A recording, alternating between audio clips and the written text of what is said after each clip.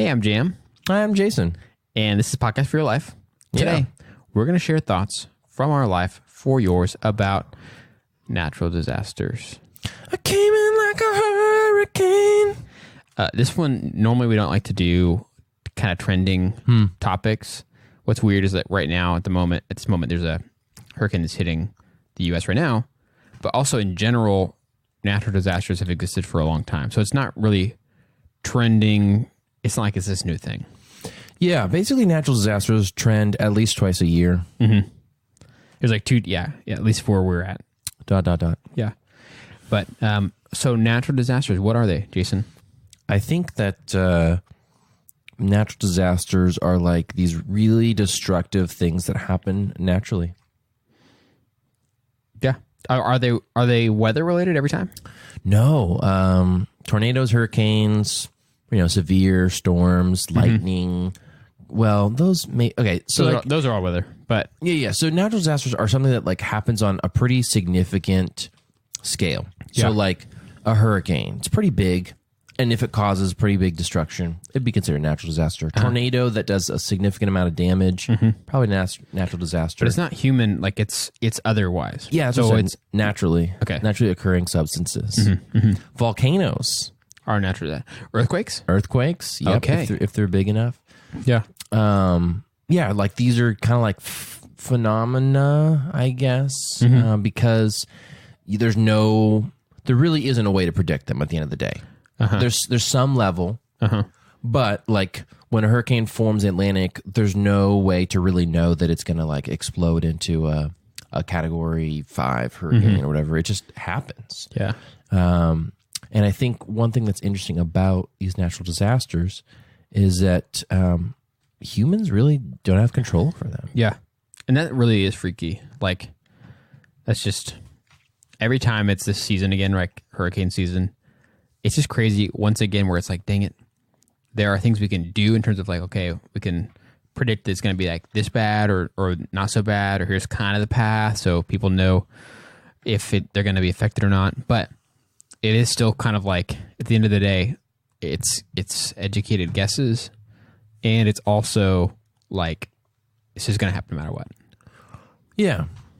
Yeah, and so it's kind of like a lot of these things are mostly unavoidable. Yeah. Like I think other things are avoidable, but weather-related disasters or volcanoes erupting or earthquakes or whatever, I think that they're just, a lot of times you don't see it coming. Yeah. It does kind of remind me like of the massiveness and just how small we are compared to not just, the whole universe, but like even it's our own planet. Like we're small, even though we kind of most of the time day to day think of ourselves as like in charge of a lot of our situations and days and circumstances and stuff like that. Yeah. There's like still this element of chaos that can rear its head at any time. Yeah, it really is. It's like we've kind of taken dominion over this world, but there's still elements that we're like not in control of. I think people have talked about like with certain storms, I think they've talked about like different ways that they can use technology to like shut them down. Like, I think there was a movie that came out the past couple years called Geostorm. Did you ever hear about that? I heard the title, but I have not seen it. I don't know if there's any real legit science involved, but basically the idea was that they created these satellites that like shoot things into like a hurricane. So basically the plot is like climate change is getting really bad and the Earth's getting hotter, and so it's causing like huge hurricanes or huge avalanches or snowstorms or whatever, and these satellites shoot things into the blizzards or into the hurricane to like help it dissipate. And so I think I've heard of there being some sort of tech of where people drop stuff into a hurricane, for example, and it like dissipates. But still, I don't think that we're like close to that being reality yet. Yeah. Man, interesting. One time when I was a kid, we were in a hurricane. We would go to this conference a couple of summers in a row where my dad would go to like a medical conference, and it was in South Padre Island. And so we'd go down there, and like he'd be at the conference during the day, but then in the afternoon and evening, we'd be able to go, on the beach and stuff like that. I mean, we would do that during the day, but while he was in the conference. So we were down there right whenever a hurricane happened to be heading that way. And South Padre Island is obviously like on an island out past the coast, like most islands are. Yeah, and but it's a whole row of islands, and so it was like, okay, maybe the mainland is not going to actually feel many effects of this because it wasn't like a massive hurricane, but this strip of islands is going to get a pretty significant amount. And I don't remember what category it was. I was young, but it was pretty crazy. It was like we missed the window of where it was like people were like, okay, now it's not good to evacuate. It's not going to be bad enough, but you guys just got to stay put. So you had to stay put. We had to sit through it, and we were on like the 8th story or something like that. So it was crazy windy, lost electricity, was super humid and hot and kind of gross. And do you remember what year it was? I remember it was Hurricane Dolly. So I don't know what year that was. I can't remember, but 2008. Nice. 2008. It's a good year. It was a Category 1.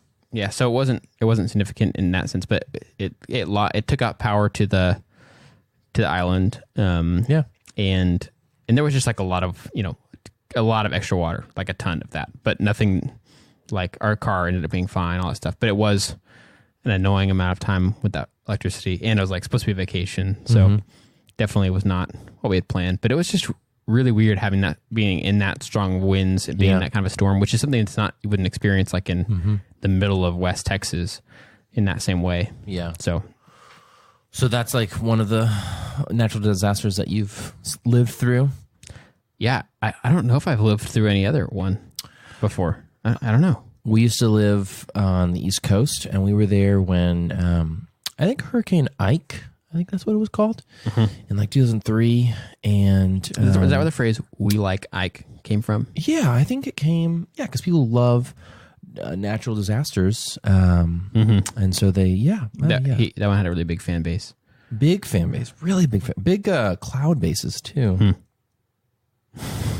So you were in that one. That's not true at all. Oh well, the cloud-based part is true. So yeah, we were in that one. We lived in like the DC area, so we were just enough inland where we weren't on the coast.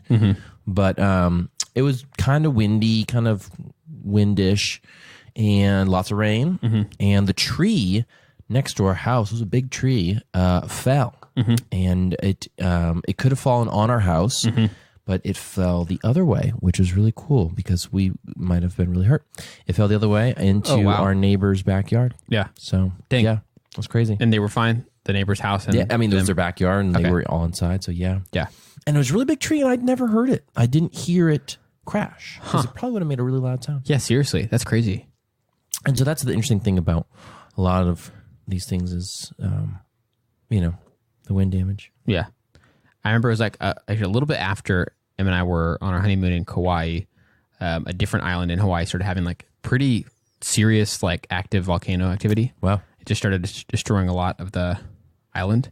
And I was like, I mean, obviously we're on a different island. We would have been fine, but it's just weird to have been like that close to something like a volcano, which seems so separate, where it's like, I've never considered, like I've watched, videos or documentaries or whatever about them, but I've never thought of it as anything I'd ever be even remotely close to.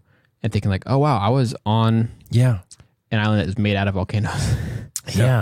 Just weird to think about. Volcanoes are pretty fascinating. I mean, it's like boiling lava that comes from the center of the earth, and it's like acne almost. It's like oozing acne, earth acne. Gosh. Sorry, that's a little graphic. That is. It's pretty fascinating though. I mean, like lava.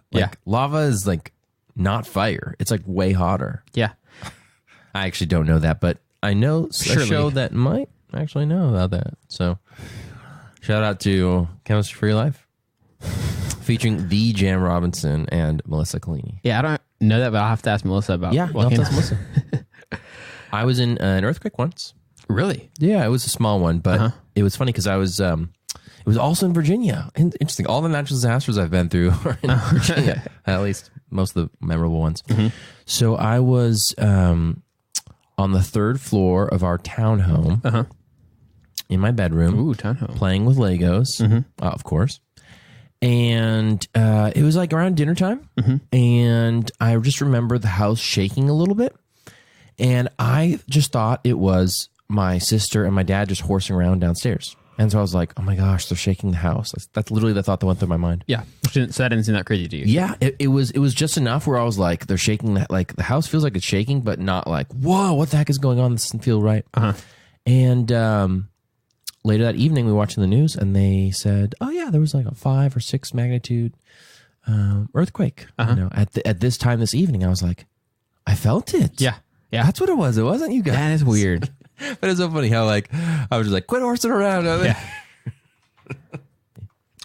So I don't know. I didn't think about this, but we had a tornado one time at our school when I was growing up. Wow. That, like, it's kind of weird to think about it. I mean, no one was hurt, actually. I think we just followed all the procedures correctly. That's good. But they were like different portable buildings and like external buildings as part of our school. And the part of the ag classes, the ag barn as we called it, just got like totally picked up and thrown out to, which makes sense, is a, you know, smaller building, and it was like that metal, corrugated metal kind of stuff. But thankfully everybody got out of there, but like a good chunk of it was just taken and moved to a just random field. So like, it's also great that it didn't land on a house. Yeah. But it was a crazy situation. And it was all really fast. It's like suddenly it's like, oh wait, hey, it's happening, and everybody has to do the procedures or whatever. And then it's like, okay, it's gone or it's over or whatever. And then it's like, I think there were a few small things, like just random chairs and stuff like that, and picnic tables that were thrown, which makes sense. But it's just weird. Yeah. They usually are pretty weird. They're pretty sudden, pretty weird, unexpected. Which honestly, and it just seems unfair to me. Like, it's like, okay, if you're going to be a really crazy storm or whatever, at least give people a lot of time. Yeah. And give people a lot of warning. The fact that tornadoes can just start whenever they want is not, I don't think that's fair. Yeah, I really don't think it's fair. I think they're really insensitive. You know? Agreed. Like hurricanes usually give people a couple days warning. But tornadoes just drop out of the sky. Yeah. Volcanoes, they usually erupt without us knowing. Yeah. It's just, yeah, it's one of the less fair parts of the world we live in. Have you ever seen a tornado? No. You were so close too. That stinks. Yeah, I haven't either. I want to though. I like love weather. Yeah. And I am the type of person who, when it's like a severe storm, I like go on my front porch to be able to see like what's going on. Oh, like, oh, that's a cool cloud, or oh, look at the lightning, or oh my gosh, it's hailing, you know? Yeah. Just because I am fascinated by weather. Yeah, that's a little bit of trivia about Jason. He's like very, very much a weather nerd. Yep. Radar is like one of the most used apps on my phone when there's something to look at. One time he tried to explain what the cap is to me. Oh yeah, I drew a graph. Yeah, he drew a graph on my marker board. If you know what it is, look it up. Yeah, I don't remember anything about that, and I'm very sorry. Meteorology for your life. A mini subsection. Subsection. Does it bother you that it's a footnote to natural disasters? Like natural disasters, like, oh, that's interesting. That's right. A little mention of meteorology. Yeah, but it's true. It's how most people view weather. Like, it's funny because like I think a lot of people view weather as kind of like boring, unless something like a hurricane or tornado. Yeah. And suddenly it's like, and then everybody's like, oh my gosh, I know everything about weather. Yeah. And yeah, it was crazy. There was 104 mile per hour winds and EF 0, blah, blah, blah. I'm like, dude, where have you been the rest of the year? Yeah. Anyway, natural disasters. Yeah. For your life. Yeah. So would a meteorite be considered a natural disaster? I think it would be. Or like the asteroid that supposedly killed the dinosaurs? I think it would be. I think it fits the description. Yeah.